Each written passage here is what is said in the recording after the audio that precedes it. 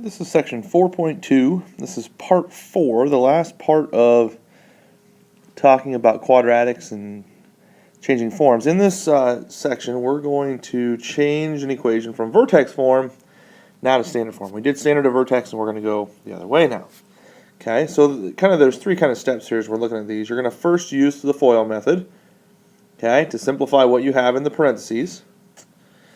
Next, once you do that, you're going to distribute the a value to the trinomial.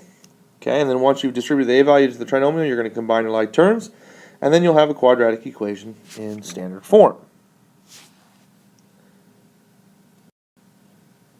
Okay, so that kind of discusses how you're going to change it to standard form. Now let's actually look at an example. Okay, so what we're going to do here is we're going to take the value of x minus 2, and we're going to take and FOIL it. So x minus 2 and squared is going to be x minus 2 times x minus 2, same thing. Okay, so first times first is x squared. Outside is negative 2x, inside is negative 2x, and last is positive 4. So we're looking at the FOIL method here.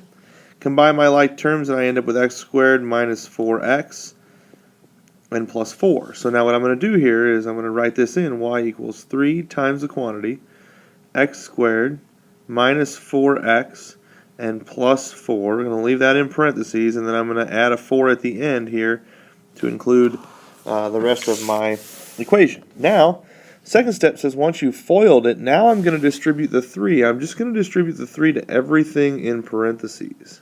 Okay, so I'm going to get 3x squared. I'm going to get minus 12x, and I'm going to get plus 12 plus 4. And now final step here, this is going to be 3x squared minus 12x. If I add 12 and 4, they're like terms, and plus 16. And now I can identify A is 3, B is negative 12, and C is 16. And now I've changed it to standard form from vertex form. Okay, let's take a look here at this last example.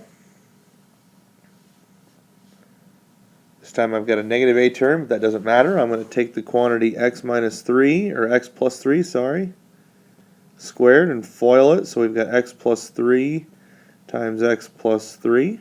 FOIL that. First times first is x squared. Outside is 3x. Inside is 3x. Last is 9, so I end up with x squared plus 6x plus 9. Now I'm going to put that in here. It's going to be negative 3 instead of x plus 3 squared. I'm going to put down x squared plus 6x plus 9. And then I'm going to take in and add my minus 1. And now I'm going to distribute my 3 to everything inside the parentheses. So I've got, it's going to equal negative 3x squared minus 6x, and minus not 6x, but it's going to be minus 18x, and minus 27, minus 1 more.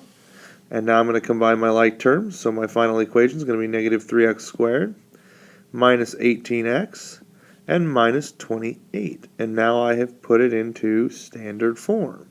So I can identify A as negative 3, B is negative 18, and C is negative 28.